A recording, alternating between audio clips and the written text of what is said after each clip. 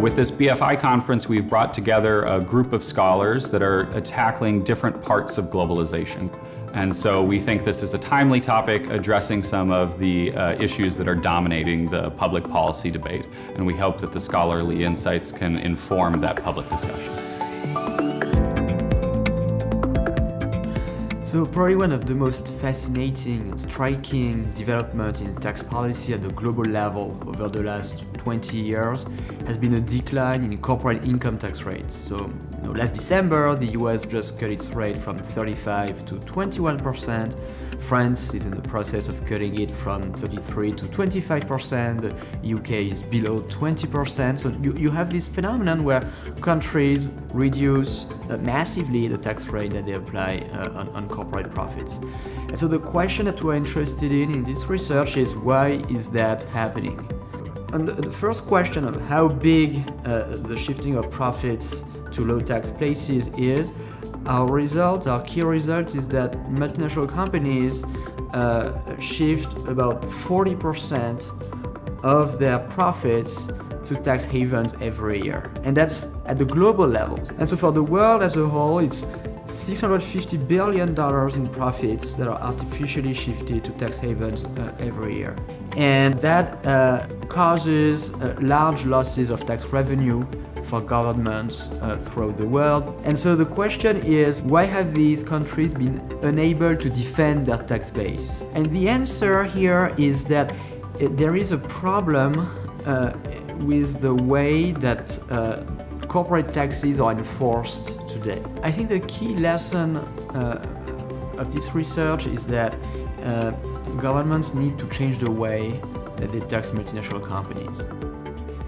So basically in this paper, we used micro-level data to look at exactly where and how the declines in US manufacturing have occurred from 1977 to 2012. And what we find is that 75% of the decline in employment occurs within firms that continue to exist. And most of it is due to them shutting down existing manufacturing establishments.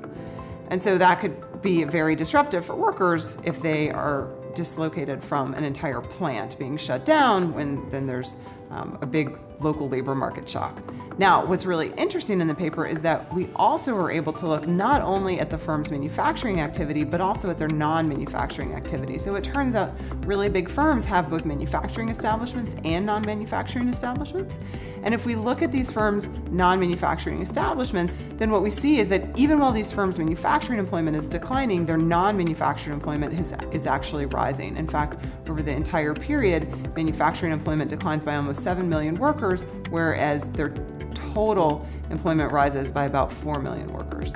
About a third of the growth is in retail, but then a third is also in professional and technical services and other types of services that we think might have implications for the US's comparative advantage of our activities. That we're really good at innovation, we're really good at design. It seems like US manufacturers might be refocusing away from the pure physical transformation activities and more towards these types of innovative and design activities. It's certainly the case that a lot of the political discussion around the decline in US manufacturing employment has centered on, is it trade or is it technology? And a point that we make early on in the paper is it's almost impossible to disentangle these two forces from each other because they're very interrelated. Rather than try to disentangle two forces that may not ever really be disentangleable, what we do is we use the microdata to look at precisely where and how are the declines in employment happening. And we think that's really important, both because it's going to tell us the mechanisms that are the forces, if you will, behind these declines, and also because we think it's a better, more productive shift in the focus of the analysis, to the extent that we want to come up with what are potentially good policy responses to these declines.